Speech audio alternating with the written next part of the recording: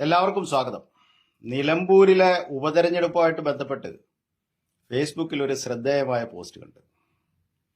Social മീഡിയയും മുഖ്യധാരാ മാധ്യമങ്ങളും ഒന്നും അത്ര കാര്യമായിട്ട് ചർച്ച ചെയ്തില്ല.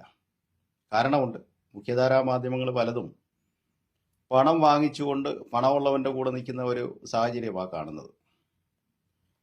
അത് പോസ്റ്റ് മറ്റാരുടേതുമല്ല, പ്രിയപ്പെട്ട അബ്ദുൽ നാസർ മദനിയുടെ മകൻ സലാഹുദ്ദീൻ അയ്യൂബി.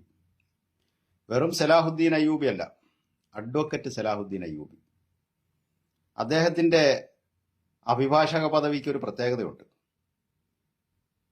പുസ്തകങ്ങളിൽ നിന്ന് വായിച്ചു പഠിച്ച, ലോ കോളേജ് ക്യാമ്പസിൽ നിന്ന് കേട്ടു പഠിച്ചത് മാത്രമല്ല, ജീവിതത്തിൽ അനുഭവിച്ച നിയമവും നിയമക്കുരുക്കും അതിന്റെ പ്രതിവിധികളും ഒക്കെ അദ്ദേഹം വ്യക്തിപരമായിട്ടും അനുഭവിച്ചു പഠിച്ചതാണ്. അത് അദ്ദേഹത്തിന്റെ അഭിഭാഷക വൃത്തിക്ക് മാറ്റുകൂട്ടുന്നതാണ്.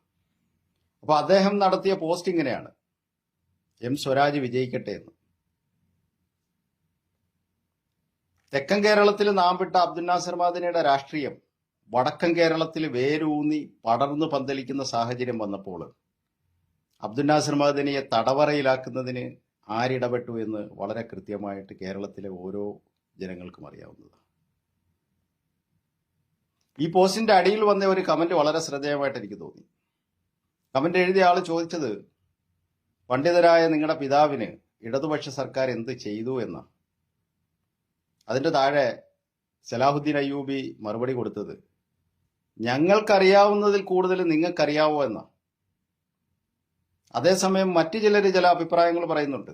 അബ്ദുൽ നാസർ മദനിയെ ജയിലിൽ അടയ്ക്കുന്നതിന് ഒത്താശ ചെയ്ത് കൊടുത്തത് ഇടതുപക്ഷ സർക്കാരാണെന്ന്. സമ്മതിക്കുന്ന കാര്യമാണ്. ഇടതുപക്ഷ സർക്കാരിന്റെ കാലഘട്ടത്തിലാണ് അദ്ദേഹത്തിനെ അറസ്റ്റ് ചെയ്തത്. സ്വാഭാവികമായും ജനാധിപത്യ രാജ്യത്ത് അത്തരം കേസുകൾ വന്നു കഴിയുമ്പം സർക്കാരിന് സഹകരിക്കേണ്ടി വരും. അതേ അവിടെ സംഭവിച്ചിട്ടുള്ളൂ. എന്നാൽ അദ്ദേഹം ജയിൽ മോചിതനായി പുറത്തു വന്ന സമയത്ത് ശംഖുമുഖം കടപ്പുറത്ത് ആർക്കൊപ്പമാണ് വേദി പങ്കിട്ടത് എന്നും നമുക്കൊക്കെ അറിയാവുന്നതും നമ്മൾ കണ്ടതുമാണ്. ഇപ്പം പണമുള്ള പാർട്ടിക്കാര് മാധ്യമങ്ങളെ വിലക്കെടുത്ത് പ്രചരണം നടത്തുന്ന അവസ്ഥയാണ്. ആരോട് ചോദിച്ചാലും ഷൗക്കത്ത് ജയിക്കുമെന്നാണ് കാണുന്നത്. മാധ്യമങ്ങള് ജനാധിപത്യത്തിന്റെ തൂണൊക്കെയാണ്. പക്ഷേ ഇപ്പം കുപ്പിയും കോഴിക്കാലും ഒക്കെ കണ്ടു കഴിയുമ്പം തൂണുകൾക്ക് വളവ് സംഭവിക്കുന്നു എന്നുള്ളതാണ്. അപ്പം നിലമ്പൂരിലെ വോട്ടർമാരോട് അഭ്യർത്ഥിക്കാനുള്ളത്, നിങ്ങൾ ചെയ്യുന്ന വോട്ട് സ്വരാജിന് ചെയ്താൽ ആ വോട്ട് പാഴാവത്തില്ല.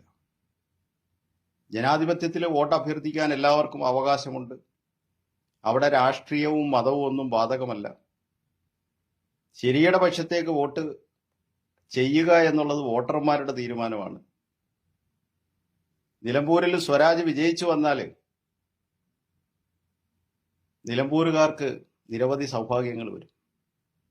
അതുകൊണ്ട് പ്രിയപ്പെട്ട നിലമ്പൂരിലെ വോട്ടർമാരോട് അഭ്യർത്ഥിക്കാനുള്ളത്, അബ്ദുൽ നാസർ മദനിയുടെ പോസ്റ്റ് ചേർത്ത് വെച്ച് വായിക്കണം, കക്ഷി രാഷ്ട്രീയമില്ലാതെ. അബ്ദുൽ നാസർ മദനിയോടുള്ള ഇഷ്ടം എന്താണ് എന്ന് ചോദിച്ചാൽ, അഭിപ്രായ വ്യത്യാസങ്ങൾ പലതുമുണ്ടെങ്കിലും ഒരു രാഷ്ട്രീയക്കാരൻ്റെയും ഒരു ഭരണകൂടത്തിൻ്റെയും മുമ്പിൽ അദ്ദേഹം മുമ്പോട്ട് വെച്ച ആശയം മാറ്റി പറഞ്ഞിട്ടില്ല.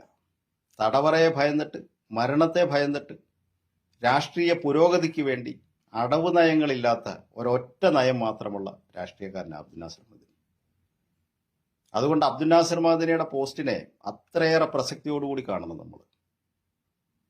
അതുകൊണ്ട് നിങ്ങൾ വരിയിൽ നിന്ന് ചെയ്യുന്ന വോട്ട് പാഴാകാതെ സ്വരാജിന്റെ വിജയത്തിന് തിളക്കം കൂട്ടാൻ ഈ പോസ്റ്റ് ആവർത്തിച്ച് വായിക്കണം, അതനുസരിച്ച് പ്രവർത്തിക്കണമെന്ന് അഭ്യർത്ഥിക്കുകയാണ്. Thanks for watching.